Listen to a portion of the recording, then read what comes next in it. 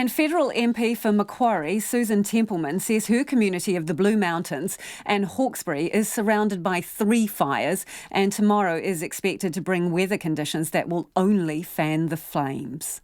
We are facing in the Blue Mountains a fire the size and ferocity of which I don't think we've seen previously. I've lived in the mountains 30 years. I certainly haven't seen anything like this.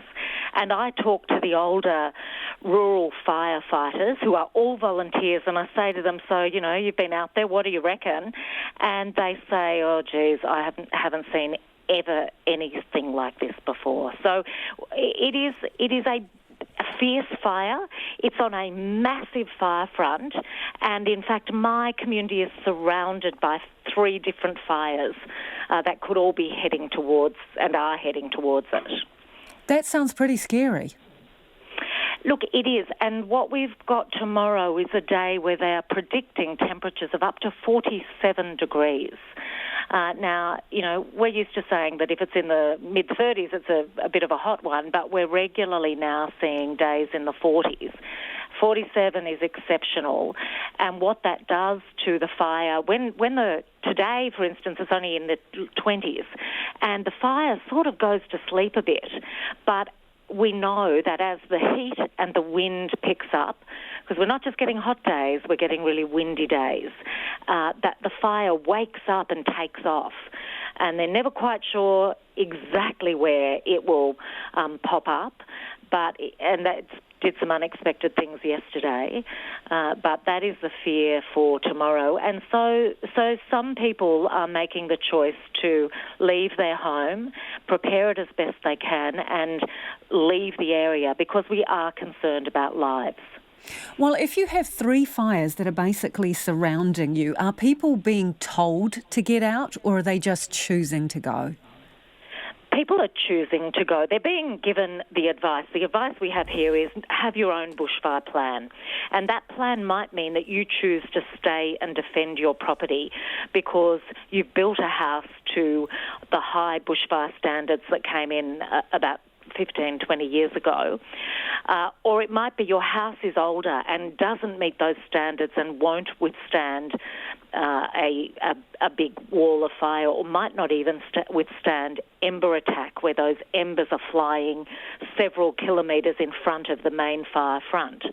And, you might be elderly. My parents, for instance, are in their late 70s and late 80s, and so I have said to Mum and Dad, you probably don't need to be at home on Saturday. They're going to travel to Sydney to stay with, visit a friend, possibly stay the night. It means it's another house I don't have to think about defending because they don't have the physical capacity to do that. But the warning is don't expect a firefighter to be on your doorstep if it's on fire. What is the damage to date? Tragically, overnight, 2 volunteer firefighters died in the southern fire that is to the south of us. Another big fire which has multiple edges to it. We've lost a small number of houses. We've lost a lot of sheds and secondary dwellings on people's properties. It's largely worked its way through semi-rural and rural areas, as well as working its way through around 420,000 hectares of World Heritage area. So pristine bush, which we really can't quite get our heads around what the ecological impact is.